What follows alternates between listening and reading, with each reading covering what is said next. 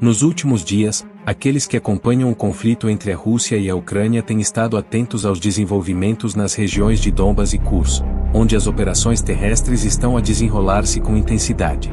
Paralelamente, as notícias das massivas investidas aéreas russas sobre a Ucrânia também têm capturado a atenção do mundo. No entanto, por mais impactantes que estas operações sejam, elas não representam a maior mudança que o conflito está prestes a enfrentar.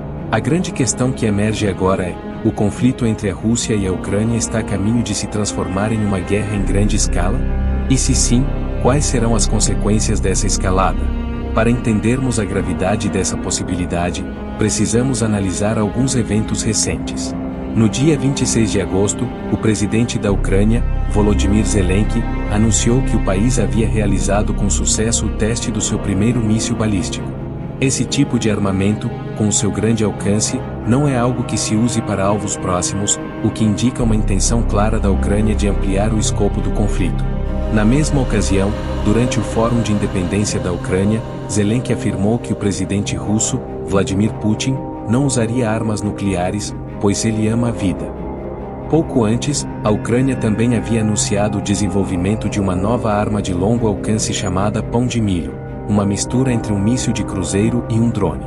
Esse dispositivo, movido a jato, tem uma aparência semelhante a um míssil, mas com um compartimento de carga maior, o que lhe confere uma semelhança também com um drone. Segundo as autoridades ucranianas, essa arma teria um alcance de 1.000 quilômetros.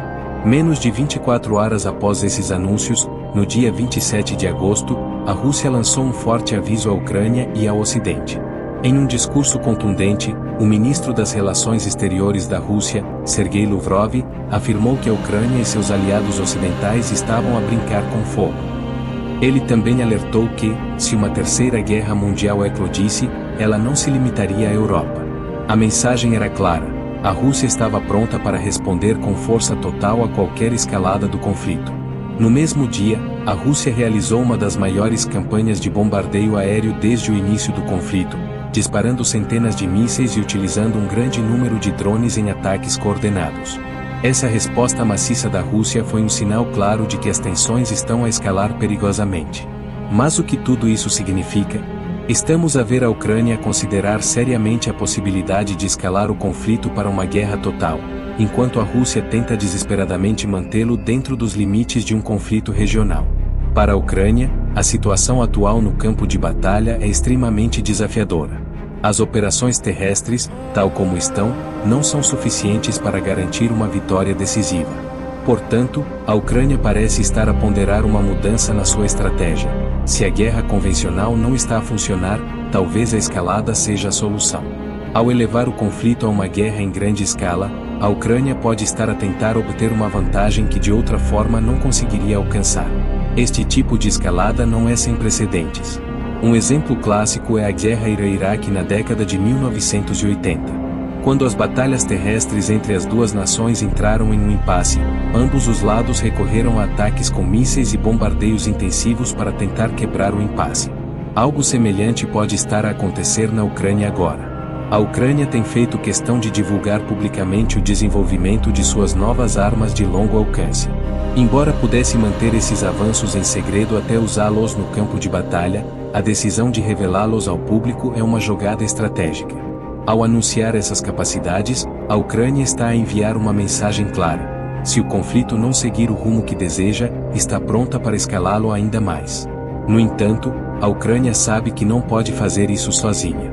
Desde o início do conflito, Kiev tem tentado convencer os Estados Unidos e a NATO a se envolverem mais diretamente, inclusive solicitando que retirem as restrições ao uso de armas de longo alcance.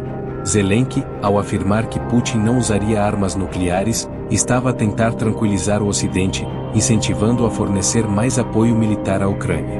Na lógica ucraniana, se a Rússia teme a escalada, os aliados ocidentais devem aproveitar essa fraqueza. Mas será que essa estratégia funcionará? Por outro lado, a Rússia está a fazer tudo o que pode para evitar que o conflito se transforme numa guerra em grande escala. Manter o conflito dentro das fronteiras da Ucrânia é do interesse de Moscou, pois evita que o território russo se torne um campo de batalha direto. Além disso, enquanto o conflito permanecer regional, a Rússia pode gerir os seus recursos e manter o apoio interno. No entanto, se o conflito escalar para uma guerra total, a Rússia terá de enfrentar desafios muito mais sérios, incluindo a possibilidade de um envolvimento mais direto das potências ocidentais.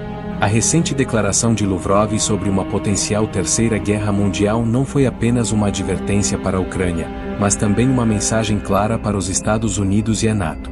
Moscou quer que Washington e os seus aliados limitem as ações da Ucrânia e evitem que o conflito saia do controle. Para reforçar essa mensagem, a Rússia lançou uma série de ataques a infraestruturas críticas na Ucrânia, incluindo a rede elétrica, causando apagões em todo o país. Esses ataques foram claramente uma demonstração de força, um lembrete do que a Rússia pode fazer se for provocada.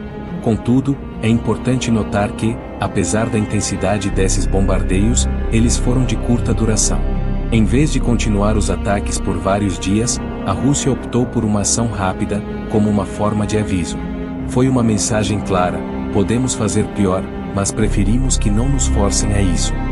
Esta estratégia de mostrar a faca sem usá-la é típica em situações onde uma das partes quer evitar uma escalada, mas ainda assim precisa demonstrar poder e resolução. Se ainda não é inscrito no nosso canal Conflitos Contemporâneos, este é o momento ideal para se juntar a nós. Aqui, aprofundamos as análises sobre os conflitos globais e as suas implicações, oferecendo uma visão clara e detalhada dos acontecimentos mais críticos. Inscreva-se agora e ative as notificações para não perder nenhum conteúdo relevante. O que estamos a presenciar atualmente é uma dança perigosa entre dois países que sabem que o próximo passo pode ser catastrófico. O dilema é claro: a Ucrânia quer escalar o conflito para forçar uma resolução, enquanto a Rússia quer mantê-lo sob controle para evitar uma guerra total. E, no meio deste jogo, os Estados Unidos e a NATO têm um papel crucial a desempenhar. Se apoiarem plenamente a Ucrânia e permitirem que o conflito escale, correm o risco de uma guerra que poderia facilmente se expandir para além das fronteiras da Europa.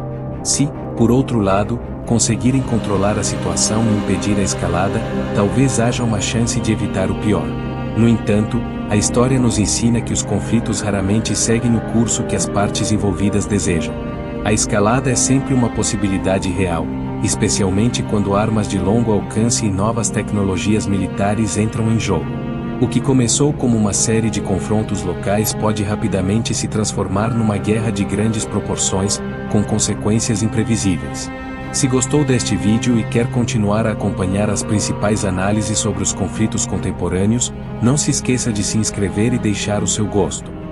A sua participação é fundamental para que possamos continuar a trazer conteúdos de qualidade e mantê-lo informado sobre os assuntos mais importantes do cenário internacional. Muito obrigado por assistir, e até o próximo vídeo.